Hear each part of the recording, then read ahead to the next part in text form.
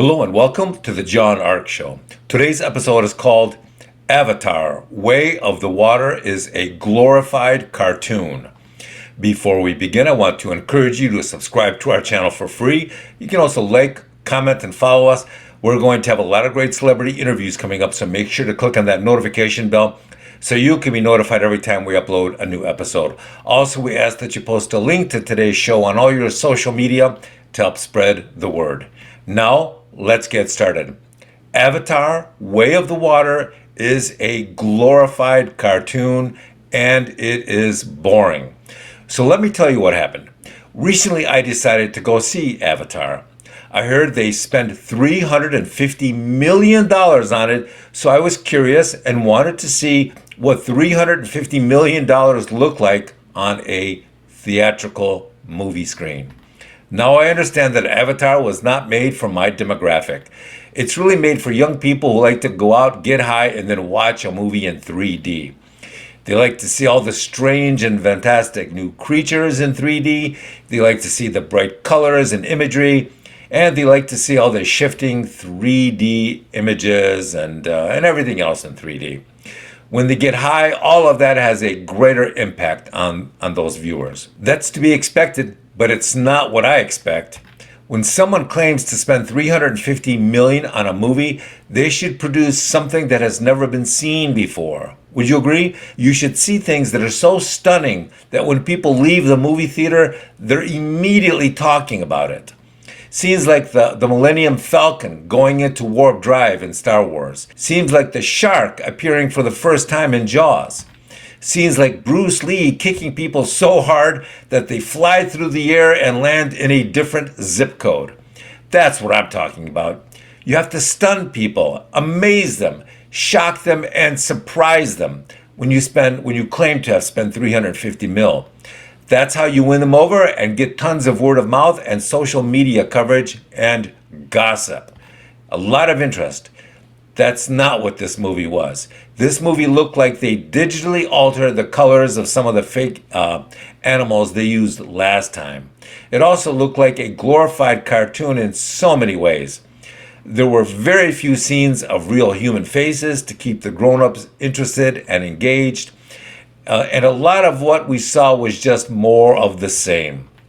What Cameron should have done with his $350 million budget is to hire 100 new writers and put them in a room for 30 days and tell them that what he wants is for them to come up with creative and stunning imagery and scenes that are spectacular and action focused, and then have him give those scene ideas to him.